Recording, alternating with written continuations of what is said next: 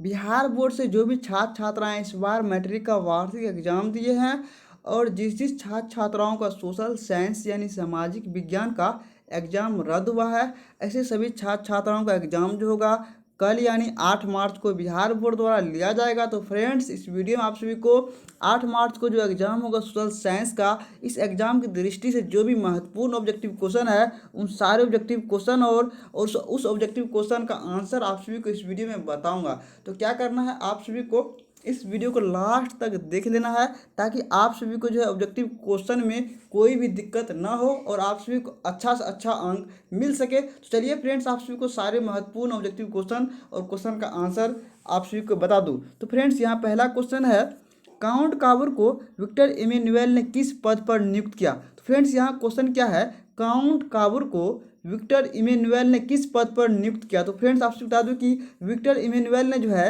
Count काबूर को प्रधानमंत्री पद पर नियुक्त किया था।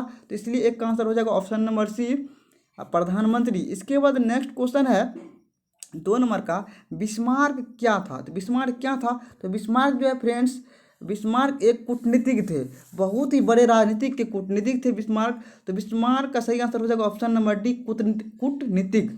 तो 2 का आंसर हो जाएगा कूटनीतिज्ञ। बिस्मार्क क्या था, कूटनीतिज्ञ। इस तरह से आप सभी को अच्छी प्रकार से इस वीडियो को सुनना है और सारे ऑब्जेक्टिव क्वेश्चन को अपने दिमाग में रख लेना है ताकि आप सभी को एग्जाम में कोई भी दिक्कत ना हो। इसके बाद फ्रेंड्स, नेक्स्ट क्वेश्चन है 3 नंबर में, बोल्शेविक क्रांति कब हुई थी। बोल्शेविक क्रांति कब हुई थी। तो सिंपल से याद रखना है, नंबर जो है नंबर 1917 ईस्वी में। बोल्शेविक क्रांति कब हुई थी, नवंबर 1917 ईस्वी में। इसी प्रकार इसके बाद नेक्स्ट क्वेश्चन है 4 का, हिंद चीन पहुंचने वाला प्रथम व्यापारी कौन थे। यानी क्वेश्चन में कहा जा रहा है कि हिंद चीन जो है, हिंद चीन में सबसे पहले कौन सा व्यापारी पहुंचा था यानी कि गया था। तो हिंद चीन जो है फ्रेंड्स, तो फ्रेंड्स आप सभी को बता दूं कि पुर्तगाली व्यापारी जो है सबसे पहले हिंद चीन पहुंचा था।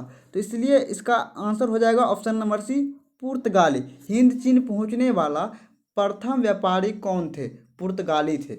इसके बाद नेक्स्ट क्वेश्चन है 5 नंबर में, हिंद चीन क्षेत्र में कौन से देश आते हैं। तो फ्रेंड्स, हिंद चीन क्षेत्र में यानी कि एरिया में जो है, हिंद चीन क्षेत्र का जो एरिया है उसके अंदर कौन कौन सा देश आता है। तो उस क्षेत्र के अंदर जो है कंबोडिया, वियतनाम, लाओस, ये तीनों देश जो है हिंद चीन क्षेत्र के अंतर्गत आते हैं। इसलिए 5 का आंसर हो जाएगा option number C, Cambodia, Vietnam, Laos. इस तरह से फ्रेंड्स आप सभी को जो है पूरी ध्यानपूर्वक इस वीडियो को सुनना है और अच्छी प्रकार से सारे ऑब्जेक्टिव क्वेश्चन को याद कर लेना है, यानी कि दिमाग में अच्छी प्रकार से रख लेना है ताकि आप सभी को एग्जाम में कोई भी दिक्कत ना हो। इसके बाद फ्रेंड्स, नेक्स्ट क्वेश्चन है, रंपा विद्रोह कब हुआ था। यानी कि रंपा विद्रोह कब हुआ था। तो रंपा विद्रोह जो है 1916 ईस्वी में हुआ था। इसलिए 6 का आंसर हो जाएगा ऑप्शन नंबर ए, 1916 ईस्वी में। रंपा विद्रोह कब हुआ था, 1916 ईस्वी में। तो इस तरह से आप सभी को याद रखते जाना है, अपने दिमाग में ध्यानपूर्वक से सुनना है। इस तरह से यदि आप लोग ध्यान दीजिएगा थोड़ा सा तो ज़रूर आप सभी को सारे ऑब्जेक्टिव क्वेश्चन याद हो जाएगा। तो 6 नंबर का क्वेश्चन है फ्रेंड्स, रंपा विद्रोह कब हुआ था। तो फ्रेंड्स 6 का सही आंसर हो जाएगा ऑप्शन नंबर ए, 1916 ईस्वी में। इसके बाद नेक्स्ट क्वेश्चन है 7 में, भारत के लिए फैक्ट्री एक्ट कब पारित हुआ। यानी कि भारत में जो है फैक्ट्री एक्ट कब पारित हुआ। तो इसका जो आंसर हो जाएगा ऑप्शन नंबर सी, 1881 ईस्वी में भारत में फैक्ट्री एक्ट पारित हुआ। तो 7 का आंसर हो जाएगा ऑप्शन नंबर सी, 1881 ईस्वी में भारत के लिए फैक्ट्री एक्ट कब पारित हुआ। तो 1881 ईस्वी में। तो 7 का आंसर हो जाएगा ऑप्शन नंबर सी, 1881 ईस्वी में। इसी प्रकार नेक्स्ट क्वेश्चन 8 में, सामंती व्यवस्था से हटकर किस प्रकार की शहरी व्यवस्था की प्रवृत्ति बढ़ी। तो फ्रेंड्स 8 का क्वेश्चन है, सामंती व्यवस्था से हटकर किस प्रकार की शहरी व्यवस्था की प्रवृत्ति बढ़ी। तो यहाँ जिसका आंसर हो जाएगा प्रगतिशील प्रवृत्ति। तो 8 का आंसर होगा ऑप्शन नंबर ए, प्रगतिशील प्रवृत्ति। इसके बाद नेक्स्ट क्वेश्चन है 9 नंबर का, द्वितीय महायुद्ध के बाद यूरोप में कौन सी संस्था का उदय आर्थिक दुष्प्रभावों को समाप्त करने के लिए हुआ।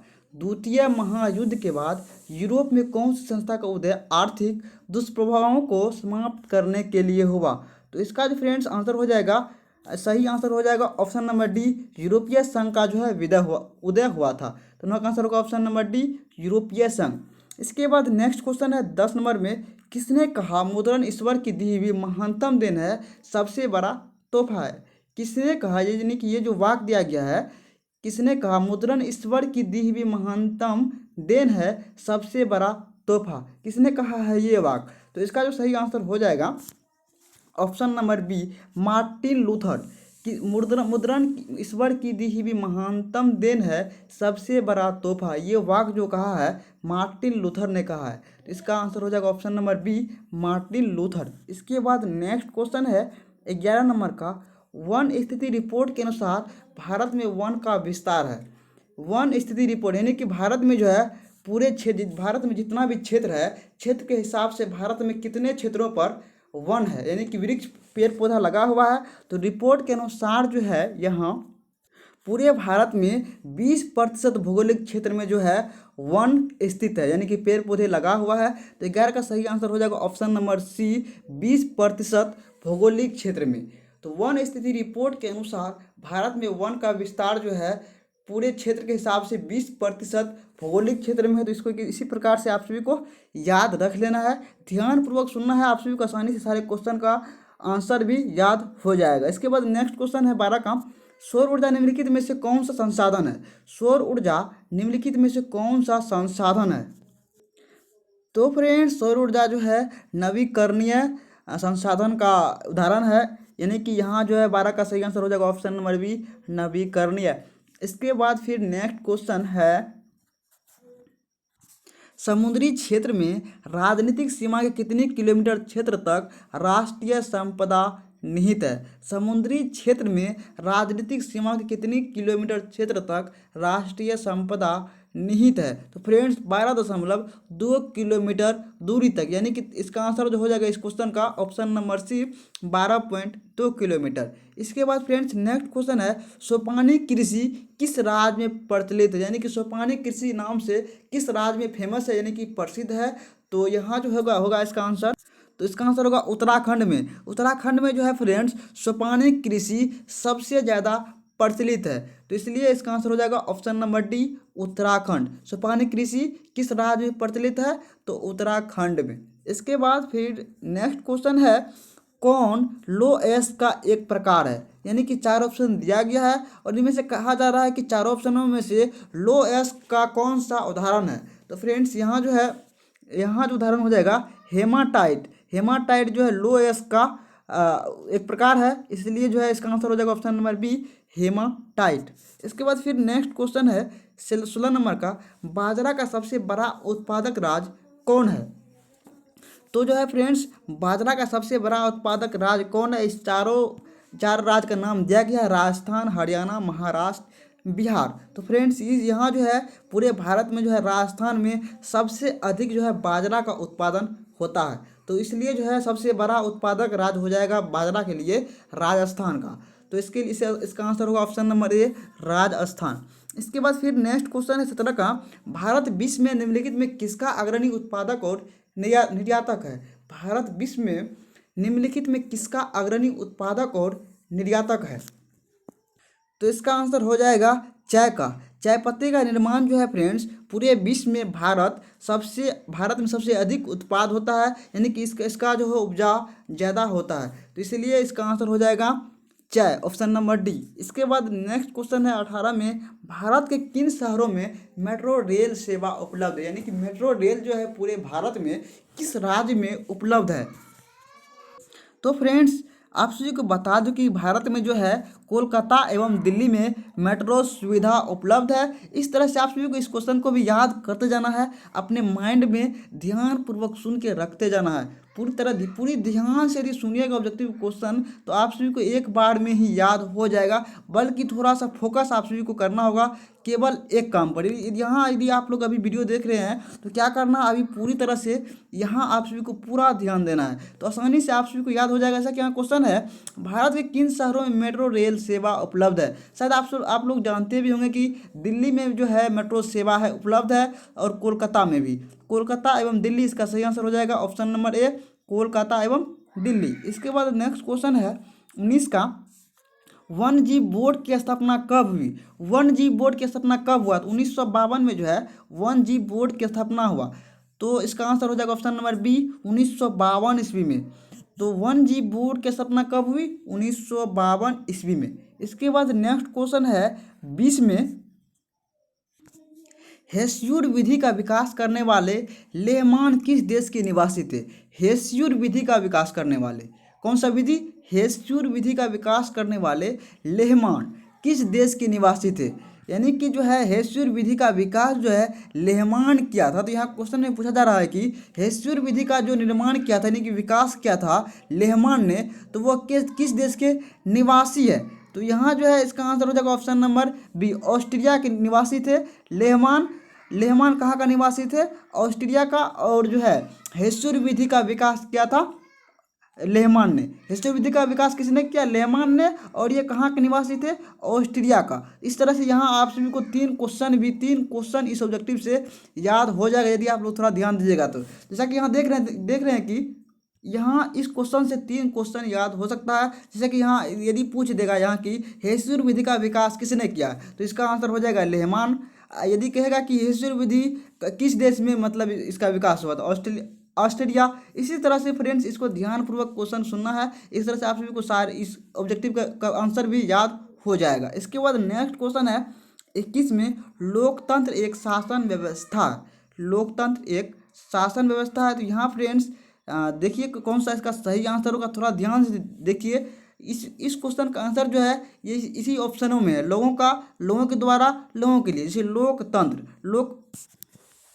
तो फ्रेंड्स यहाँ जो है लोक मतलब हो जाता है संसार, तंत्र मतलब हो जाता है क्या? शासन नियम कानून। जैसे कानून को ही तंत्र बोलते हैं। लोकतंत्र संसार का कानून। तो संसार का कानून एक शासन व्यवस्था है, किसके लिए है? लोगों का यानी कि आदमी के लिए है। लोगों के द्वारा यानी कि आदमी के द्वारा ही जो है लोकतंत्र यानी शासन बनाया गया है। इसके बाद यहाँ देख रहे हैं कि लोगों के लिए। इसके बाद ऑप्शन है 4 नंबर में यानी कि डी नंबर में, उपयुक्त सभी। तो फ्रेंड्स यहाँ जो क्वेश्चन है लोकतंत्र एक शासन व्यवस्था है, तो इसका जो है ऑप्शन ए का भी सही होगा, बी का भी सही होगा, सी का भी सही होगा। इसलिए इसका सही आंसर हो जाएगा ऑप्शन नंबर डी, उपर्युक्त सभी। नेक्स्ट क्वेश्चन है स्थानीय स्वशासन की राज्य की नीति निर्देशक सिद्धांतों से संबंध किस अनुच्छेद में चर्चा है?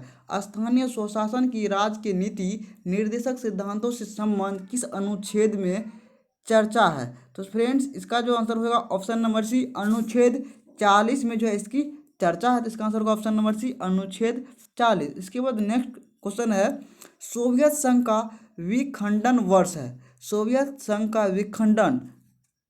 तो फ्रेंड्स सोवियत संघ का जो विखंडन हुआ था 1989 में हुआ था, इसलिए इसका आंसर होगा ऑप्शन नंबर सी, 1989। सोवियत संघ का विखंडन कब हुआ? तो सिंपल क्वेश्चन याद रख लेना है आप सभी को, 1989 में। जैसे कि यहाँ देख रहे हैं 1989। इसके बाद नेक्स्ट क्वेश्चन है दल बदल कानून निम्नलिखित में से किस पर लागू होता है? तो फ्रेंड्स दल बदल कानून निम्नलिखित में से किस पर लागू होता है? यहाँ ध्यान दीजिए, सांसदों एवं विधायकों पर, राष्ट्रपति पर, उपराष्ट्रपति पर। इसका भी आंसर इसी चारों ऑप्शनों में है। यदि आप लोग याद नहीं भी कीजिएगा फिर भी आपको इसका आंसर समझ में आ जाएगा यदि थोड़ा सा भी ध्यान दीजिएगा। जैसे कि फ्रेंड्स यहाँ देख रहे हैं कि सांसदों एवं विधायकों पर, राष्ट्रपति पर, उपराष्ट्रपति पर। देखिए सांसद एवं विधायक, सांसद और विधायक ही जो है कभी इस दल में, जैसे जनता पार्टी का विधायक है तो कभी आ जाएगा राजद में, यदि राजद का विधायक कोई रहता है या सांसद रहता है तो चल जाता है भाजपा में।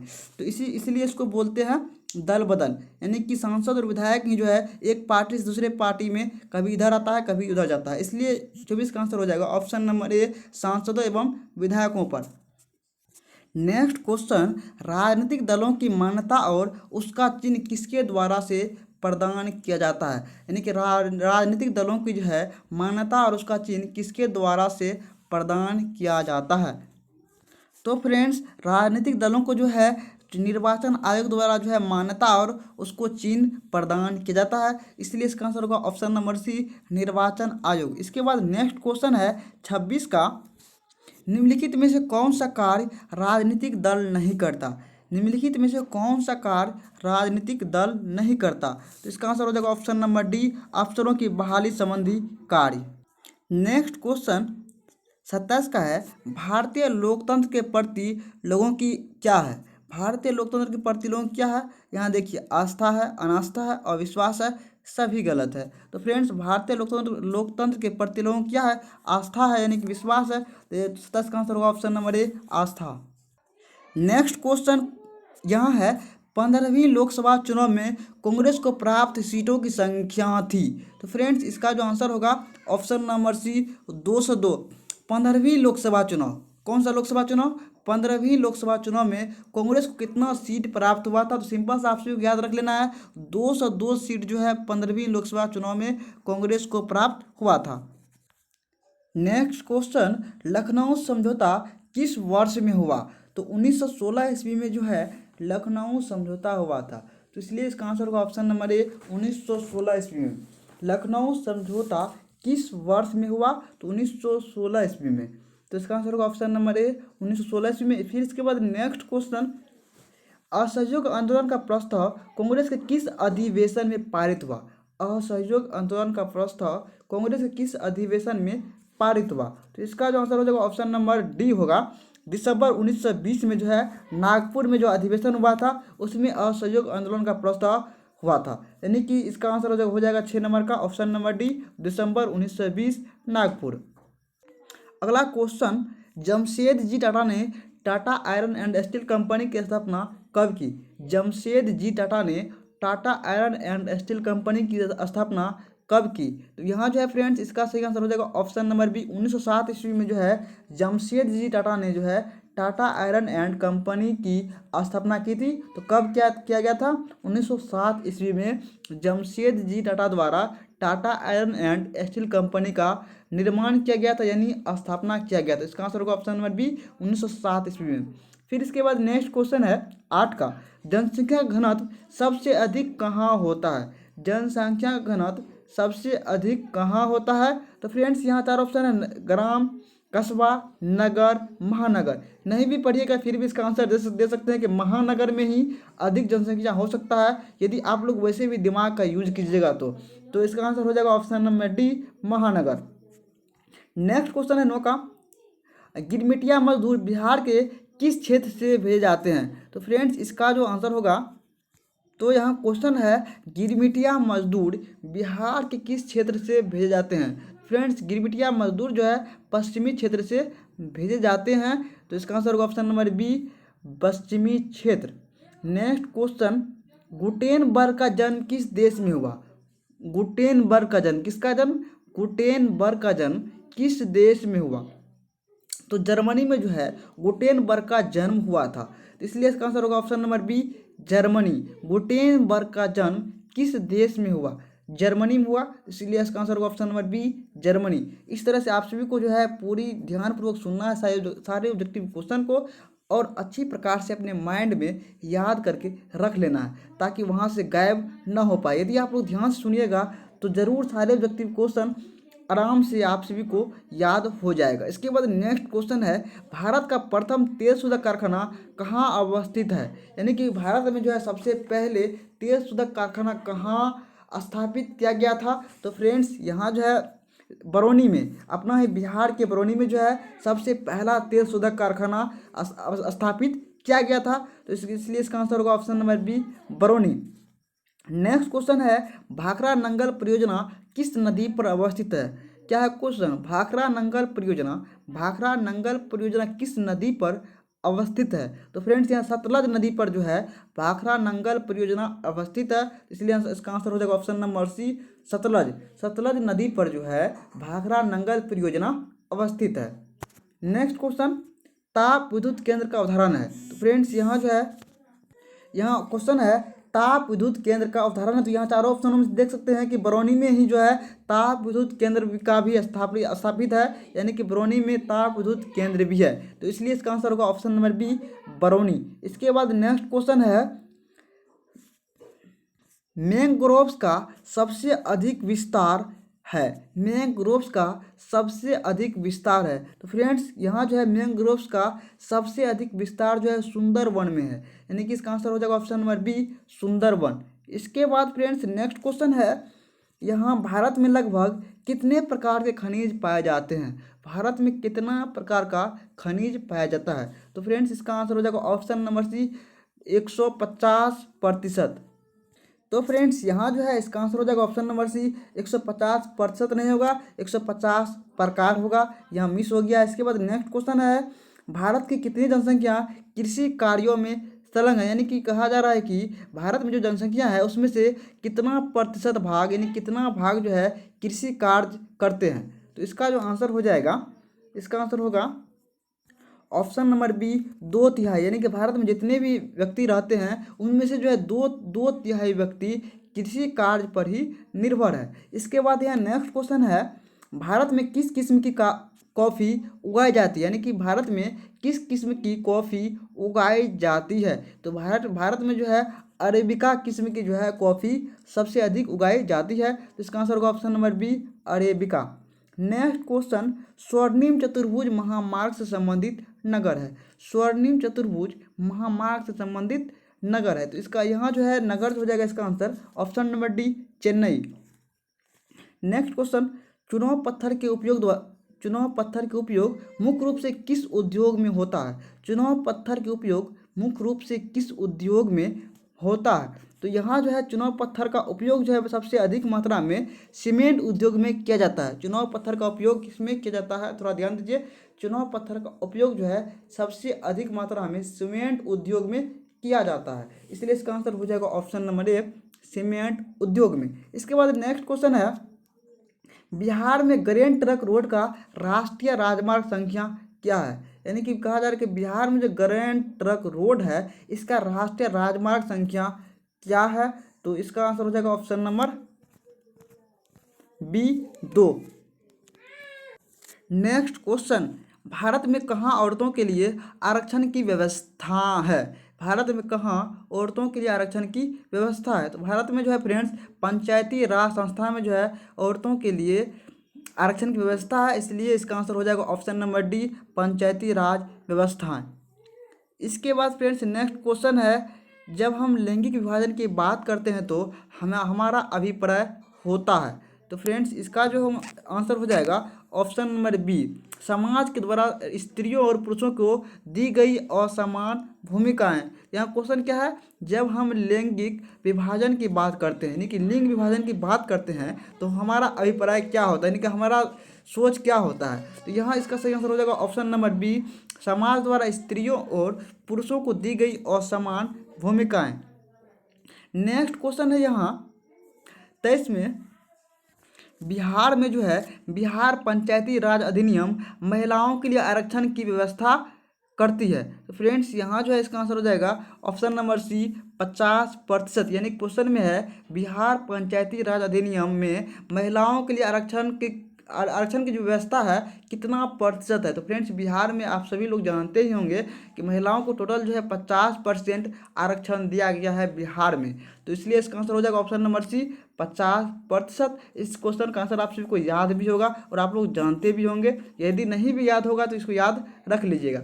इसके बाद नेक्स्ट क्वेश्चन है, दलित पैंथर्स कार्यक्रम से निम्नलिखित में कौन संबंधित नहीं है। तो फ्रेंड्स यहाँ जो है औद्योगिक मजदूरों के शोषण से मुक्ति, यानी कि दलित पैंथर्स कार्यक्रम में से निम्नलिखित में कौन संबंधित नहीं है। तो यहाँ इसका आंसर हो जाएगा ऑप्शन नंबर डी, औद्योगिक मजदूरों के शोषण से मुक्ति। इसके बाद नेक्स्ट क्वेश्चन है, बोलीविया में जन संघर्ष का मुख्य कारण क्या था, यानी कि बोलीविया देश में कहा जा रहा है बोलीविया देश में जो है जन संघर्ष का सबसे मुख्य कारण क्या था।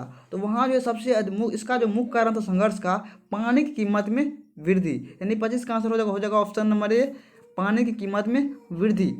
इसके बाद नेक्स्ट क्वेश्चन है, राजनीतिक दल का आशय है, राजनीतिक दल का आशय क्या है, किसानों के समूह से।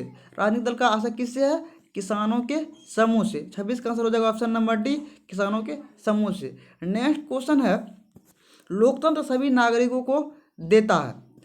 तो फ्रेंड्स यहाँ क्वेश्चन है, लोकतंत्र सभी नागरिकों को देता है। तो यहाँ देखिए क्या है, लोकतंत्र असमान अवसर ऑप्शन, क्षणिक अवसर, उपर्युक्त तीनों समान अवसर। तो लोकतंत्र में फ्रेंड्स सभी व्यक्तियों के लिए जो है समान अवसर है, जो जितना मेहनत करेंगे वो उतना आगे बढ़ सकते हैं। तो यहाँ 27 का सही आंसर होगा ऑप्शन नंबर सी, समान अवसर। नेक्स्ट क्वेश्चन है 28 का, नए विश्व सर्वेक्षण के आधार पर भारतवर्ष में मतदाताओं की संख्या कितनी है? नए विश्व सर्वेक्षण के आधार पर भारतवर्ष में मतदाताओं की संख्या कितनी है? तो 28 का सही आंसर होगा option number B, 71 crore. Next question है, हालांकि फ्रेंड्स पूरे भारतवर्ष में जो है 1.25 करोड़ से भी अधिक जनसंख्या है, लेकिन मतदाताओं यानी कि वोट देने वाले व्यक्ति की संख्या जो है लास्ट जनगणना के अनुसार 71 करोड़ है। इसके बाद फ्रेंड्स यहाँ नेक्स्ट क्वेश्चन है, लोकतंत्र की सफलता निर्भर करती है, यानी कि लोकतंत्र की सफलता जो है किस चीज़ पर निर्भर करती है? तो फ्रेंड्स इसका सही आंसर हो जाएगा यहाँ ऑप्शन नंबर सी, नागरिकों की विवेकपूर्ण सहभागिता पर। लोकतंत्र की सफलता किस पर निर्भर करती है? नागरिकों की विवेकपूर्ण सहभागिता पर। इसके बाद नेक्स्ट क्वेश्चन है 30 का, योजना आयोग के अध्यक्ष होते हैं, योजना आयोग के अध्यक्ष कौन होते हैं? तो योजना आयोग के अध्यक्ष जो होते हैं प्रधानमंत्री होते हैं। इसका आंसर होगा ऑप्शन नंबर सी, प्रधानमंत्री। इसके बाद नेक्स्ट क्वेश्चन है, भारतीय संदर्भ में प्राथमिक क्षेत्र का योगदान आज़ादी के बाद क्या हो रहा है? यानी कहा जा रहा है क्वेश्चन में भारतीय संदर्भ में प्राथमिक क्षेत्र का योगदान आज़ादी के बाद क्या हो रहा है? तो यहाँ जो इसका जो है योगदान धीरे धीरे घट रहा है। इसका आंसर होगा ऑप्शन नंबर ए, घटता गया। इसके बाद नेक्स्ट क्वेश्चन है, दादा भाई नौरोजी ने सर्वप्रथम राष्ट्रीय आय का अनुमान लगाया। यानी कहा जा रहा है क्वेश्चन में कि दादा भाई नौरोजी ने जो है सर्वप्रथम भारत में किस ईस्वी में राष्ट्रीय आय का अनुमान लगाया था? तो 1868 ईस्वी में। तो इस क्वेश्चन का आंसर हो जाएगा ऑप्शन नंबर ए, 1868 ईस्वी में। नेक्स्ट क्वेश्चन है, चेक एक प्रकार की मुद्रा है, चेक एक प्रकार की मुद्रा है, तो यहाँ हो जाएगा साख की यानी कि विश्वास का। तो इसका आंसर होगा ऑप्शन नंबर ए, साख। चेक एक प्रकार की मुद्रा है, इसका आंसर होगा ऑप्शन नंबर ए, साख। नेक्स्ट क्वेश्चन, एटीएम के द्वारा पैसे निकाले जा सकते हैं 6 घंटे, 9 घंटे, 12 घंटे, 24 घंटे। इसका आंसर आप लोग खुद से भी दे सकते हैं। तो सोचिए तो ज़रा क्या आंसर होगा, कमेंट में भी बताइएगा इसका क्या आंसर होगा।